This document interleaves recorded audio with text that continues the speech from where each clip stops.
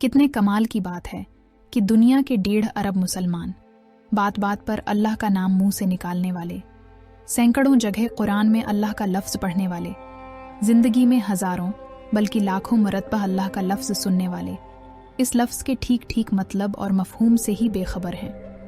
نہیں یقین آتا تو کوئی بات نہیں، اس ویڈیو کو دھیان سے دیکھ اور سن لیں۔ ویسے زبردستی کوئی نہیں ہے، آپ اپنی موج میں مست بھی رہ سکتے ہیں۔ ہمیں یہ بتایا گیا ہے اور بظاہر قرآن مجید کی آیات سے یہ ظاہر ہوتا ہے کہ لفظ اللہ غالباً اللہ تعالیٰ کا ذاتی نام ہے، اور جب اللہ اپنے آپ کو اللہ کہتا ہے تو مطلب یہ کہ وہ دنیا کے انسانوں کو اپنا ایک خاص نام بتا رہا ہوتا ہے۔ لیکن جب ہم قرآن کا بغور مطالعہ کرتے ہیں اور تمام معاملات کو سامنے رکھتے ہیں تو بات کچھ اور طرح سے سمجھ میں آتی ہے۔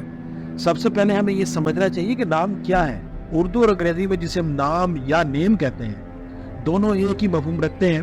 یہ کسی انسان یا چیز کو پکارنے کے لیے ایک لفظ ہوتا ہے جسے ہم اس چیز یا انسان کے ساتھ منسوب کر دیتے ہیں۔ مثلاً ہم کسی شے یا انسان کو اس کی خاصیت، شکل یا استعمال کے مطابق نام دے دیتے ہیں، جو کہ منطقی اور عملی معلوم ہوتا ہے۔ لیکن جب انسانوں کے حوالے سے نام رکھنے کی بات آتی ہے تو یہ ایک بالکل مختلف معاملہ ہو جاتا ہے۔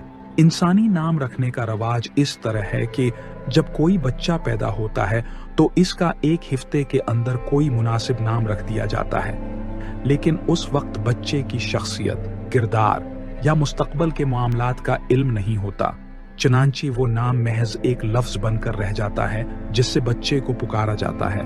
بعد میں جب وہ بڑا ہوتا ہے تو ہو سکتا ہے کہ اس کی شخصیت اس کے نام سے مطابقت نہ رکھتی ہو۔ مثلاً اگر کسی کا نام سلیم رکھا جائے لیکن وہ بڑا ہو کر مجرم یا قانون شکن بن جائے تو وہ نام اس کے کردار کے مطابق نہیں ہوگا۔ کیونا عربی کے لفظ سلیم کا مطلب ہے تسلیم کرنے والا، ماننے والا، قانون دوست، امن پسند، متوازن عقل والا۔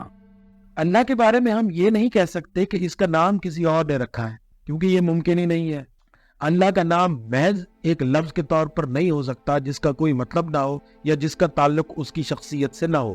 تیسری بات یہ ہے کہ اللہ کی عظمت، طاقت، علم، قدرت اور اختیار اتنے وسیع ہیں کہ انسانی زبان میں کوئی ایک ایسا لفظ ایجاد کرنا سرے سے ممکن ہی نہیں ہے جو اللہ کی مکمل ذات کا احاطہ کر سکے۔ لہذا یہ سمجھنا کہ لفظ اللہ کی پوری شخصیت کو بیان کرتا ہے ایک بالکل غیر عملی بات ہوگی۔ اب سوال یہ پیدا ہوتا ہے کہ لفظ اللہ کا اصل مطلب کیا ہے؟ جب اللہ اپنے آپ کو اللہ کہتا ہے تو وہ ہمیں کیا سمجھانا چاہتا ہے؟ اب اگر ہم لفظ اللہ کے حروف پر غور کریں تو ہمیں معلوم ہوتا ہے کہ یہ دراصل 2 الفاظ ال اور الہ کا مجموعہ ہے۔ عربی زبان کے قواعد کے مطابق جب کسی لفظ سے پہلے ال لگایا جاتا ہے تو وہ عام سے خاص ہو جاتا ہے، یعنی وہ نام عام معنوں سے ہٹ کر ایک خاص ہستی کی طرف اشارہ کرنے لگتا ہے۔ الہ کا مطلب ہے بااختیار ہستی یا اتھارٹی، اور جب اس کے ساتھ ال لگایا جاتا ہے تو یہ ایک ایسی ہستی کو ظاہر کرتا ہے جو نہ صرف دنیا بلکہ پوری کائنات پر مکمل اختیار رکھتی ہے۔ مطلب یہ کہ ایک ایسی خاص بااختیار ہستی جس کے پاس ہر قسم کا اختیار موجود ہے۔ اب اس کی مزید وضاحت کے لیے ذرا غور کریں کہ اگر ہم ال اور الہ کو ایک ساتھ لکھیں تو آپ دیکھیں کہ درمیان میں ایک الف آ رہا ہے جو ال کے لام کے بعد اور الہ کے لام سے پہلے ہے۔ اگر اس الف کو اوپر کھسکا دیں تو دونوں لام اکٹھے ہو جائیں گے، اور جب ہم ان کو ایک بار لکھ کر ان پر تشدید یعنی کہ شد ڈال دیتے ہیں تو لام 2 بار پڑھا جاتا ہے، جس سے لفظ اللہ مکمل ہو جاتا ہے۔ یوں یہ لفظ ایک خاص معنوی اور لسانی ترتیب کے ساتھ ظاہر ہوتا ہے جو اللہ تعالیٰ کی وحدانیت اور مکمل اقتدار کو بیان کرتا ہے۔ چنانچہ لغوی اعتبار سے اور قرآن مجید کے مطابق اللہ کائنات کا خالق ہے، وہی اتھارٹی ہے جو کائنات کے نظام کو چلانے کے لیے قوانین مقرر کرتا ہے، اور زمین پر انسانوں کی زندگیوں کو بھی انہی قوانین کے تحت چلایا جاتا ہے۔ اللہ اپنی بے نظیر طاقت، حکمت، انصاف اور فیصلے کے ساتھ کائنات کے ہر پہلو پر مکمل اختیار رکھتا ہے، اور اس بات کو یقینی بناتا ہے کہ کائنات کا ہر جزو اس کی مرضی کے مطابق کام کرے۔ قرآن میں جہاں بھی لفظ اللہ آتا ہے تو اس اتھارٹی کی طرف اشارہ کرتا ہے جو کائنات میں قانون بناتی ہے، اس پر عمل کرواتی ہے، اور یہ وہ واحد اتھارٹی ہے جس کا قانون حتمی اور ناقابل تبدیل ہے۔ قرآن مجید میں اللہ کے استعمال کا مطلب یہ ہے کہ کائنات کا ہر معاملہ اللہ کے قانون کے تحت چلتا ہے. اس کے قوانین حتمی اور ناقابل تبدیل ہیں، اور اگر کسی اور قانون کو اس کے قوانین کے ساتھ ملایا جائے تو یہ شرک ہوگا، اور اس کا نتیجہ صرف نقصان ہی کی صورت میں نکلے گا. لہٰذا جب قرآن میں لفظ اللہ استعمال ہوتا ہے تو اس کا مطلب یہ ہوتا ہے کہ ایک ایسی با اختیار ہستی کہ جس کا قانون کائنات اور انسانوں پر حاوی ہے، اور ہر فیصلہ اسی کے قانون کے تحت کیا جاتا ہے. اب اگر ہم نے الہ کا مطلب سمجھ لیا ہے کہ اس کا مفہوم اتھارٹی یعنی با اختیار ہستی ہے، تو آئیے اب ایک قدم آگے بڑھتے ہیں اور یہ سمجھنے کی کوشش کرتے ہیں کہ دنیا میں اتھارٹی کا مطلب کیا ہے، اتھارٹی کیوں وجود میں آتی ہے، اس کا استعمال کیا ہے، اس کی عملی اہمیت اور افادیت کیا ہے. سب سے پہلے یہ سمجھ لیں کہ اتھارٹی کا بنیادی کام یہ ہوتا ہے کہ وہ قانون دیتی ہے. اب اگر کوئی اتھارٹی کائنات کے ہر معاملے پر حاوی ہے تو یہ تسلیم کرنا ضروری ہے کہ وہی اتھارٹی پوری کائنات کے ہر معاملے کے لیے قانون دینے کی مجاز ہے، اور اس کے علاوہ کسی اور کو یہ اختیار نہیں ہو سکتا کہ وہ کائنات کے قوانین طے کرے. اسی طرح ایک سے زیادہ اتھارٹیز کا قانون کائنات میں کسی صورت قابل عمل نہیں ہو سکتا، چاہے یہ قوانین انسانوں کے ذاتی معاملات سے متعلق ہو یا کائنات کی فطری حرکتوں سے ان کا تعلق ہو. ان سب کا تعلق اسی اعلیٰ اتھارٹی کے قوانین سے ہوگا. وہی اتھارٹی یہ طے کرتی ہے کہ کن قوانین کے تحت انسانوں نے اپنی زندگیاں گزارنی ہے، دنیا نے کیسے چلنا ہے، اور کائنات کے معاملات کس قانون کے تحت انجام پذیر ہوں گے. یہ سارے قوانین اسی اتھارٹی کی جانب سے دیے گئے ہیں، اور اس کے علاوہ کوئی اور اتھارٹی نہ تو کوئی نیا قانون دے سکتی ہے اور نہ ہی کسی دوسرے قانون کی پیروی قابل قبول ہو سکتی ہے. اب جب ہم یہ بات سمجھ چکے ہیں کہ اللہ ایک اتھارٹی ہے جس کا کام قانون دینا ہے، تو اس کے ساتھ ایک اور ذمہ داری بھی آتی ہے. وہ یہ کہ اتھارٹی نہ صرف قانون دے بلکہ اس قانون کی حکمت اور استعمال کا طریقہ بھی واضح کرے. وہ بتائے کہ کس طرح درست فیصلے کیے جائیں اور ان فیصلوں کو نافذ کرنے کے لیے کیا اصول اپنانے چاہیں. ہر فیصلہ کسی نہ کسی قانون کی بنیاد پر ہوتا ہے، اور یہ اتھارٹی ہی وہ ہستی ہے جو یہ قانون نافذ کرتی ہے اور درست فیصلوں کا راستہ دکھاتی ہے. جب ہم انسانی عدالتوں کا مطالعہ کرتے ہیں تو ہم دیکھتے ہیں کہ ہر فیصلہ کسی نہ کسی قانون کے تحت ہی کیا جاتا ہے. گویا فیصلہ ایک ایسی عمارت ہے کہ اس کی بنیاد قانون ہوتا ہے، اور قانون وہ جو اتھارٹی نے دیا ہو. فیصلہ کرنے کی صلاحیت بھی اسی اتھارٹی سے سیکھنی پڑتی ہے تاکہ کسی بھی قسم کی غلطی یا الجھن باقی نہ رہے. اب اس بات کو سمجھنے کے بعد آئیے قرآن میں لفظ اللہ کے استعمال پر غور کریں اور یہ دیکھیں کہ قرآن میں یہ لفظ کس مفہوم میں استعمال ہوتا ہے. جب قرآن میں اللہ تعالیٰ اپنے لیے لفظ اللہ استعمال کرتا ہے تو اس کا مطلب صرف ایک نام نہیں ہوتا، بلکہ یہ اس بات کی نشاندہی کرتا ہے کہ اللہ وہ عظیم اتھارٹی ہے جو قانون ساز ہے اور کائنات کے ہر معاملے کو اپنے بنائے ہوئے قوانین کے تحت چلاتی ہے. چاہے انسان ہو یا کوئی اور مخلوق یا پھر کائنات کا کوئی اور پہلو، ہر شے اللہ کے قانون کے تحت چل رہی ہوتی ہے.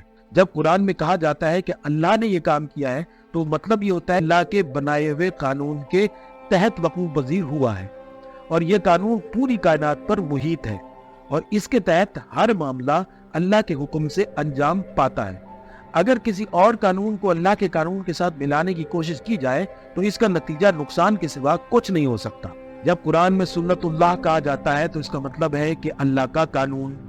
اسی طرح وعد اللہ کا مطلب اللہ کا وعدہ اس طرح کا نہیں جیسے انسان ایک دوسرے سے وعدہ کرتے ہیں، بلکہ یہ بھی اللہ کا قانون سمجھا جاتا ہے. یشاء اللہ، اللہ کا قانون. اذن اللہ، اللہ کا قانون. جب اللہ کہتا ہے ختم اللہ علی قلوبہم تو مطلب اللہ کے بنائے ہوئے قانون کے تحت جس طرح کسی انسان کے دل کو سیل کیا جا سکتا ہو، اسی طرح سے انسانوں کا یا ان لوگوں کا دل سیل ہو چکا ہوا ہے، ان پر مہر لگ چکی ہوئی ہے. تو یہ تمام الفاظ اور یہ تمام ترکیبیں جو قرآن میں استعمال ہوتی ہیں، جہاں جہاں اللہ کا لفظ ان کے ساتھ آتا ہے تو مطلب یہ ہوتا ہے کہ اللہ کے قانون کے تحت.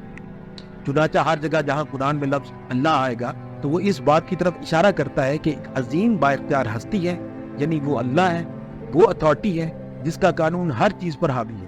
جب اللہ تعالیٰ قرآن مجید میں فرماتا ہے کہ ان اللہ علی کل شیء قدیر تو مطلب یہ ہوتا ہے کہ اس با اختیار ہستی کے قوانین ہی ہیں جس کے تحت اس پوری کائنات کے تمام پیمانے اور اس کی سب مقداریں طے کی گئی ہیں۔ جب اللہ تعالیٰ فرماتا ہے کہ ان اللہ مع الصابرین، تو مطلب یہ ہوتا ہے کہ اللہ کے قوانین ہمیشہ فیور کرتے ہیں صابرین کو، اور صابرین وہ لوگ ہوتے ہیں جو مصیبت کا، مشکل کا، چیلنجز کا مقابلہ پوری طاقت سے، ہمت سے، حوصلے اور ثابت قدمی سے کرتے ہیں۔ جب اللہ تعالیٰ کہتا ہے کہ واللہ یہدی من یشاء، تو مطلب یہ ہوتا ہے کہ اللہ وہ بااختیار ہستی ہے کہ جس کے قوانین کے تحت ہدایت صرف ان کو ملتی ہے جو اس ہدایت کے لیے میرٹ پر پورا اترتے ہیں۔ یہ کسی کو نہ تو رعایت کے طور پر ملتی ہے اور نہ ہی کوڑا اندازی کے طور پر ملتی ہے، اس کا سراسر بنیاد میرٹ ہوتی ہے۔ یہ کائنات اور اس کے تمام معاملات اللہ کے دیے ہوئے قوانین کے تحت چلتے ہیں، اور اس قانون میں کسی بھی دوسری اتھارٹی کا کوئی عمل دخل ممکن نہیں ہے۔ اگر کوئی اور قانون اللہ کے قانون کے ساتھ شامل کیا جائے تو وہ شرک کہلائے گا، اور اس کا نتیجہ ہمیشہ نقصان اور تباہی کی صورت میں نکلے گا۔ اللہ کے قانون کے علاوہ کوئی دوسرا قانون کائنات میں نافذ ہو ہی نہیں سکتا، اور جو بھی اللہ کے قانون کو سمجھتا ہے وہ جانتا ہے کہ اس کے مطابق چلنے والا ہر فیصلہ اللہ کی مرضی اور اختیار کے تحت ہوتا ہے۔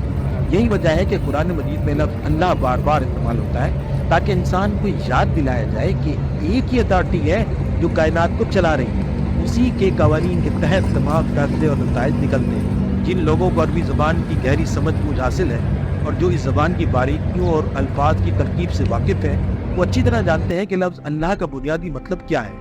یہ لوگ عربی لغت کے اصولوں اور الہ کے معنی اور مفہوم سے بھی آگاہ ہوتے ہیں۔